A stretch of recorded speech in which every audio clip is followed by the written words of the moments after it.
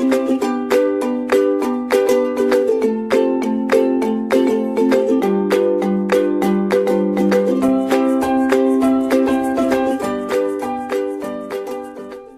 students, once again I am here to discuss you the second lecture regarding the anti-diabetic agents.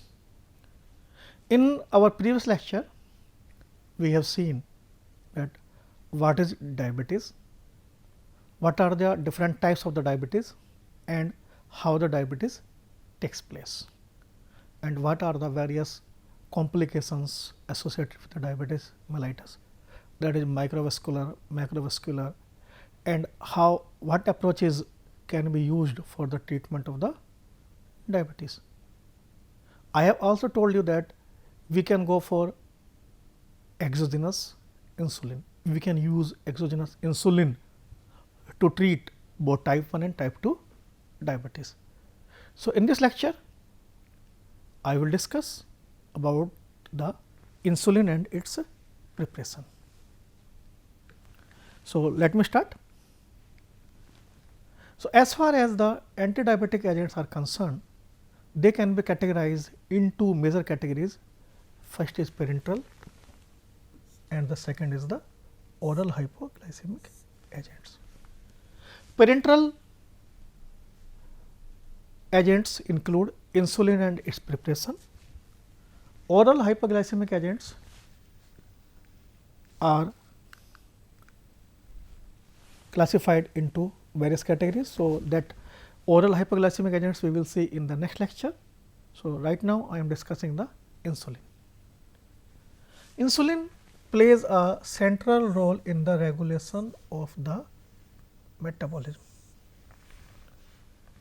Now, this is very crucial word, that central role in the regulation of the human metabolism. If you are able to recall my first lecture, in that I use a word that is metabolic disorder. So, insulin is here very critical in the regulation of the human metabolism. I have also told you that it is secreted by the beta cells in the isolate of the Langerhans. So, where the insulin is synthesized? Insulin is synthesized in the beta cells of the Langerhans. Here I am trying to explain you the synthesis of insulin inside our body, better we can say biosynthesis. Insulin is synthesized in the beta cells as a single peptide pre-pro insulin. So, let me explain it here. Pro insulin. How many amino acids are there? 110 amino acid. It is converted into the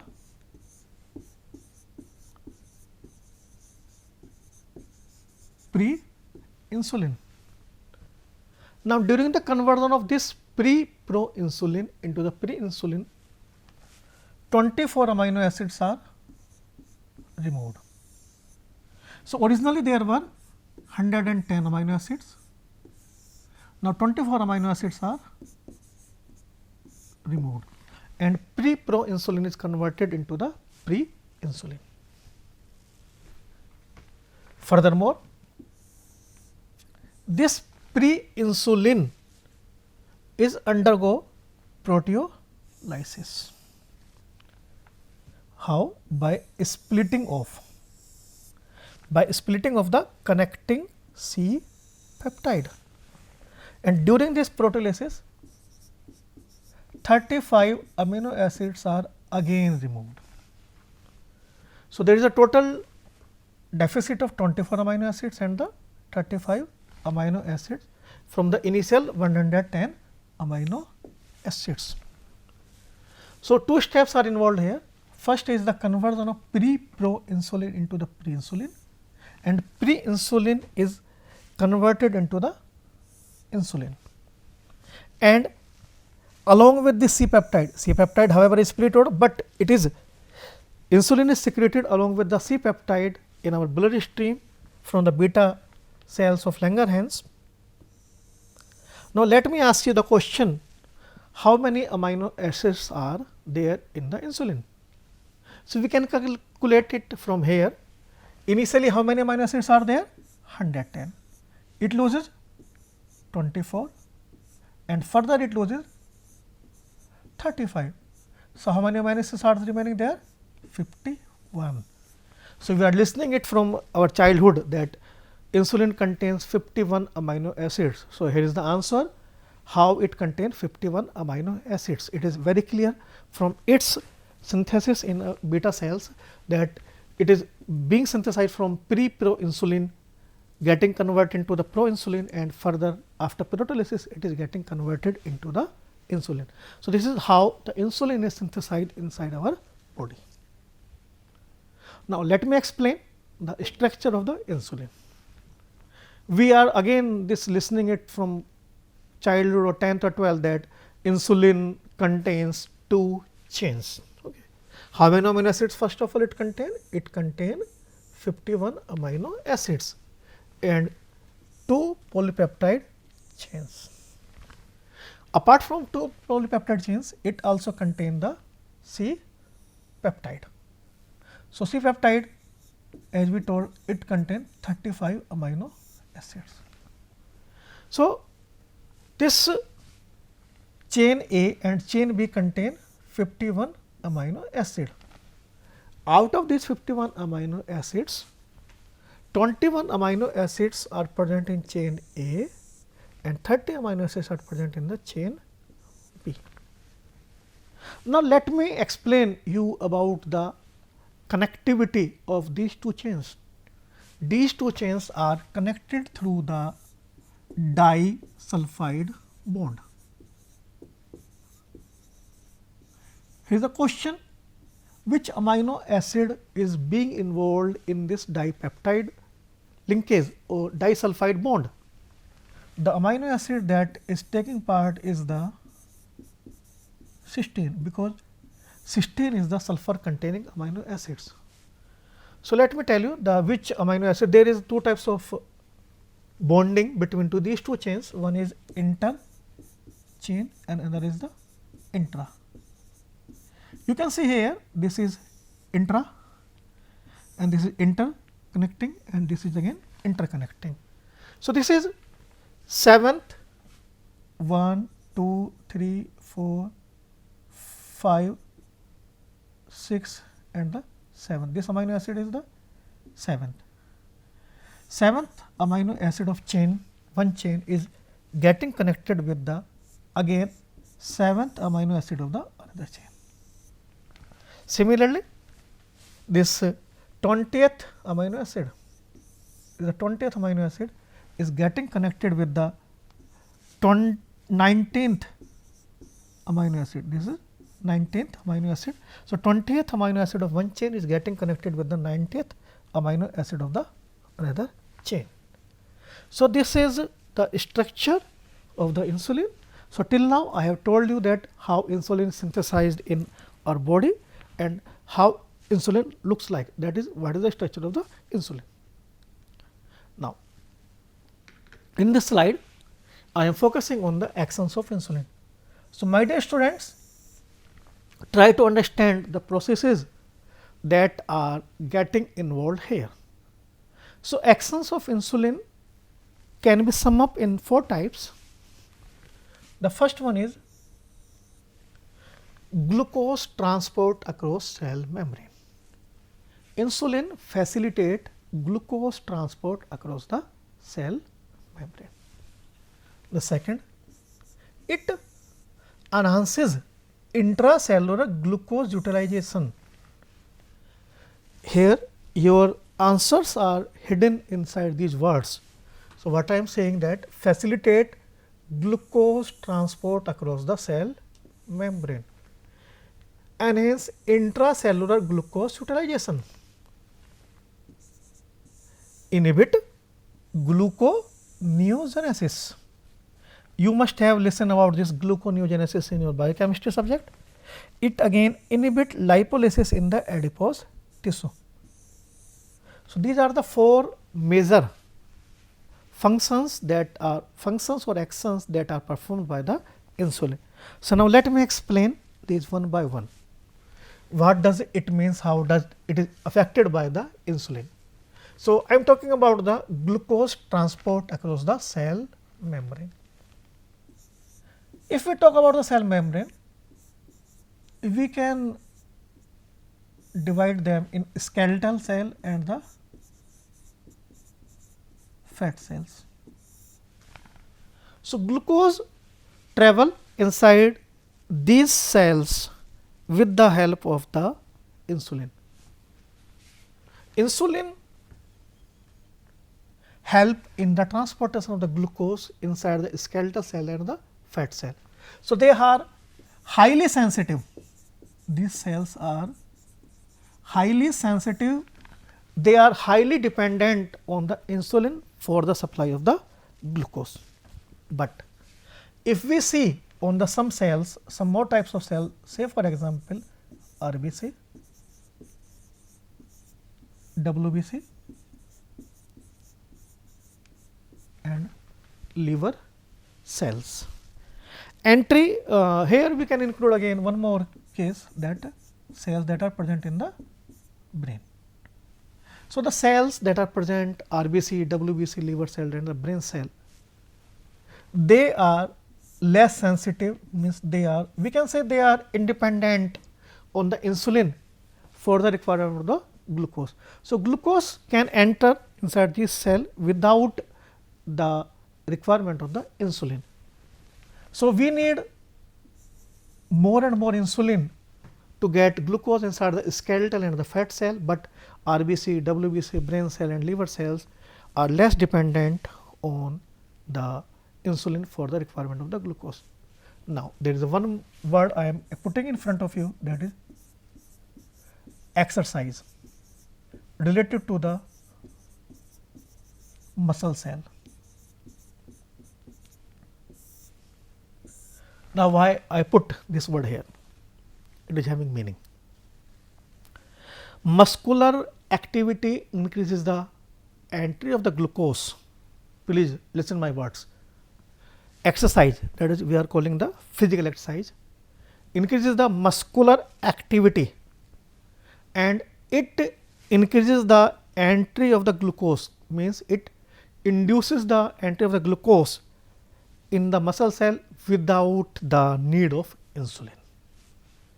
Muscular activity or exercise induces the entry of the glucose in the muscle cells without utilizing that much amount of the insulin. So, we can say that exercise or muscular activity are, here I am quoting one wording, that are insulin sparing. So, we do not require that much insulin. So, if we do keep on doing exercises, so this is again told that to control the diabetes one should keep on doing the regular physical exercise. So, to reduce the dependency of the insulin. Now, let me tell about the enhanced intracellular glucose utilization.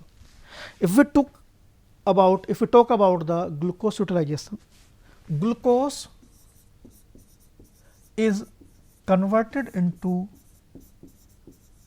glucose 6 phosphate. It is a very common reaction of the biochemistry.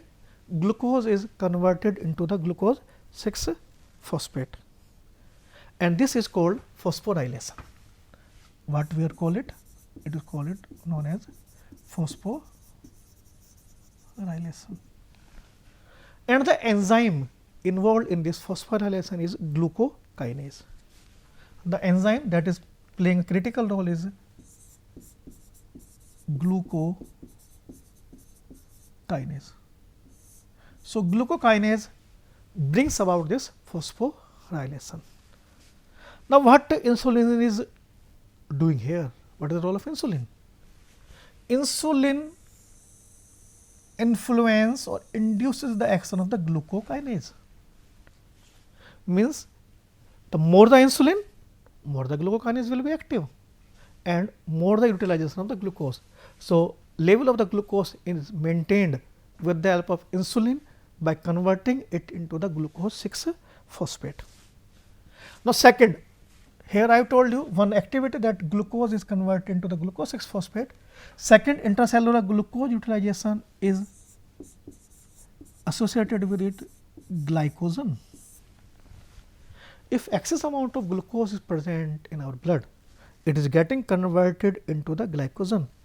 So, insulin facilitated conversion of glucose into the glycogen and it is called glycogenesis. It is called glycogenesis, and this is being carried out by glycogen synthetase. It is carried out by the glycogen synthetase. So, glycogen synthetase facilitate the conversion of glucose into the glycogen, and insulin simply induces this reaction. So, insulin enhance the intracellular glucose utilization. Third, gluconeogenesis. Gluconeogenesis, this word you must have listened in your biochemistry. So, gluconeogenesis is the synthesis of glucose from the non-carbohydrate source. So, non-carbohydrate source are like protein, fat, they are getting converted into the glucose. So, thus enhancing the glucose load of our body. So, insulin inhibit gluconeogenesis, thus maintaining the level of the glucose in our blood. Now, this is one more point here I am asking to this is lipolysis. Lipolysis means the breakdown of the lipids, breakdown of the lipid in the adipose tissue.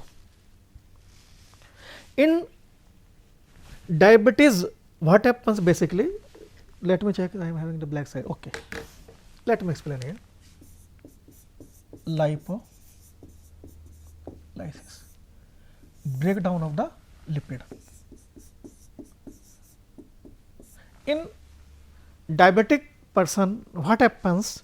This fat or lipid is break down, and what is the end product? End product is the FFA, that is free fatty acids. Now, these free fatty acids are converted into the ketone bodies. I have told you earlier that one characteristic of the hyperglycemia, or sorry, the characteristic of the diabetes mellitus is the ketonemia. If you are able to connecting that part there only, to ketonemia. Ketonemia is the excess of the ketone bodies in blood or urine. So, ketone bodies are obtained from the free fatty acids, and from where we are getting free fatty acid? Free fatty acid we are getting from the breakdown of the lipid. Now, what is insulin is doing? What is the role of insulin here? Insulin simply inhibiting this conversion. Insulin is inhibiting this conversion. So, now let me sum up all these actions of the insulin. Insulin is facilitating glucose transport across the cell membrane. It enhances intracellular glucose utilization, and it inhibit gluconeogenesis, and it inhibit lipolysis in the adipose tissues. So, by these four actions, insulin is maintaining the level of the glucose in our blood. Now, let me sum up all these hypoglycemic actions of the insulin. All actions that just now we have discussed all are associated with the hypoglycemic action of the insulin. They are taking place in the liver, muscle and the adipose tissue. So, in liver, just read them, it increases glucose uptake and glycogen synthesis. Means if more and more glucose will be uptake and glycogen synthesis, it control the level of the glucose. Inhibit glycosenolysis means conversion of glucose into the glycogen into the glucose it inhibit, and glucose output को भी कम करता है, it inhibits the glucose output. It inhibit gluconeogenesis means conversion of non carbohydrate source into the glucose, for example proteins, pyruvate, free fatty acids and the glycerol. So, all these actions are hypoglycemic. Similarly, in muscles, it increases the glucose uptake and utilization and inhibit proteolysis and release of amino acids and pyruvate lactate into the blood. So, in muscles it is again doing good activity. So, here please keep my words, focus on more and more exercise and get away the probability of the diabetes from yourselves. In adipose tissue, it increases the glucose uptake and storage as a fat and glycogen, inhibits lipolysis and release of free fatty acids and the glycerol. So, all these are the actions that are associated with the insulin, all these actions are more or hypoglycemic. Now, let me explain about the mechanism of action of the insulin, how this insulin act. So, this insulin act on a specific receptor located on the cell membrane of practically every cell. So, most of cells of our body has the receptor that are sensitive to the insulin, but here the point to remember is that the density of these receptors depend on the cell type, means liver and the fat cells are very rich. The insulin receptors are more and more in numbers in the liver and the fat cells. Now, let me try to draw the diagram. However, I am not a very good artist, but I will try to explain it with the help of a diagram. See, this is a rough diagram of the insulin receptor. It has two subunits and the upper subunit is called alpha and the lower subunit is called the beta. The alpha subunit carry the insulin binding site. So, this is the insulin binding site. So, let me change the color of the pen so that I can represent you this in a better way. Okay. Now, suppose this is the insulin. Receptor I have represented by the red color, insulin I am representing with the blue color. Let me come back with the red color. So, again to focus here is that insulin receptor has two parts, alpha and the beta part. Insulin binding site is available at the alpha subunit and beta subunit also have the T,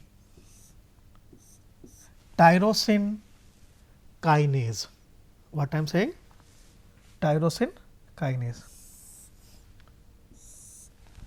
So, as soon as this insulin bind over this binding site, it induces the aggregation, means it's brought about some changes inside this receptor, that means internalization of the receptor along with the bound insulin molecules. And due to these internal changes, please remember these words, due to these internal changes, the tyrosinase activity of the beta subunit increases. And what happens as a result? As a result, stimulation or the inhibition of the enzyme involved in the rapid metabolic action of the insulin. So, once the tyrosine is activate, once the tyrosine kinase is activate, that it control the metabolic actions of the insulin. So, this how the insulin acts in our body. Now, let me tell you the insulin, basic about the insulin. Insulin basically was discovered in year 1921. So, can you tell me who discovered insulin? Okay. Banting, you must have listened this name, Banting and the Best discovered the insulin in 1921, and insulin for clinical use is available since 1925. Initially, it was extracted from the beef, cow and pork, pig. So, it was, if it was extracted from beef or cow, it was considered as the bovine insulin, and if it is extracted from the pork, it is known as the porcine insulin. So, until 1980s, this animal insulin was only the treatment for the insulin dependent diabetes. In early 1980s, technology became available to produce human insulin synthetically. In 1980s, synthetic human insulin were also available. Later on, insulin analogues are also available. So, if we see the history of insulin, so initially animal insulin were used, which were replaced by synthetic human insulin and which were replaced by the insulin analog, but still all the three forms are in use, that is in animal insulin, insulin analogs and the synthetic human insulin. So, now we tell some more about, let have a look over the structure of the all the three insulin, human insulin, pork insulin and the bovine insulin. Formula, molecular formula for porcine insulin is 256 carbon, 254 carbons, 381 hydrogen, 377 hydrogen, 65 nitrogen, nitrogen are same in both the cases. Oxygens are differ 76 and 75, sulfur is 6 and 6. And there is a little change in molecular weight, it is 5777, 5733. So, there is the overall difference of the 44 units in the molecular weight of the insulin. Now, if we saw the anatomy or the structure of the insulin, so as I have told you earlier that insulin composed of the two chains, A chain and the B chain. Now, A chain, if we see the 8th amino acid of chain A, 10th amino acid of chain A. So, 8th amino acid of the chain A contain threonine in both the human and the pork, and it is alanine in case of the bovine insulin. But if we see on the 10th amino acid, it is isoleucine in human, pork it again isoleucine and it is valine in the bovine. In B chain, 30th amino acid is considered, it is threonine in human, alanine in pork and alanine in the alanine. So, my dear students, now you are supposed to tell me which form of insulin is more similar to the human insulin. It can be easily answered that pork insulin is more homologous to human insulin than the beef insulin. So, that is why porcine insulin was used more and more for the treatment of the diabetes, insulin dependent diabetes mellitus. Now, if we see the types of the insulin preparations, so rapid acting insulin preparations, short acting insulin preparations, intermediate acting insulin preparations and the long acting insulin preparations. So, insulin preparations can be classified into rapid acting insulin preparations, short acting insulin preparations, intermediate acting insulin preparations and the long acting insulin preparations. So, in next slide I am sum upping all the preparations that are available. So, these are rapid acting insulin preparations, short acting insulin preparations, intermediate acting insulin preparations and the long acting insulin preparations. So, you can see the difference between their appearance, clear, clear, clear, cloudy, clear. You can see their onset of action, you can see the peak hours and the duration of action. So, all the factors, all the parameters are variable depending on the mode of action, that rapid acting, short acting, intermediate acting and long acting. So, insulin lisopro, insulin aspart, insulin glulisin, soluble insulin, insulin zinc suspension, that is more in use. Neutral protamine had NPH, it is again in more in use. Isophane insulin, insulin galargine and the insulin ketamine. So, these are the some of the insulin preparations that are available in the market for the treatment, and this is the summary of the insulin analogues: Lispro, Aspart, Glulisin, Galargine, Ditamine, Humalog, Novolog, Aprida. These are the trade names, and change, if we compare the chain A, we can see what are the changes available in the chain A, what are the changes available in the chain B. And let us see the uses of insulin in the diabetes. The purpose of the therapy is the diabetes mellitus is to restore metabolism to the normal. So, it is very clear cut. We want to fulfill the deficit of the insulin by using the insulin injections, insulin formulations, avoid symptoms due to the hyperglycemia and glucosuria, prevent short term complications, that is infection, acidosis and the long term complication, cardiovascular, retinal and neurological. So, by the use of insulin we can make our life easy, we can live like a normal. So, my dear students, I think this is sufficient to discuss about this insulin. Now, in next lecture we will discuss about the oral hypoglycemics, and our oral hypoglycemics will be divided in two parts: oral hypoglycemic part 1, oral hypoglycemic part 2. In part 1 we will discuss about the sulfonylureas, and the remaining classes of the oral hypoglycemics we will discuss in the next lecture. So, thank you students.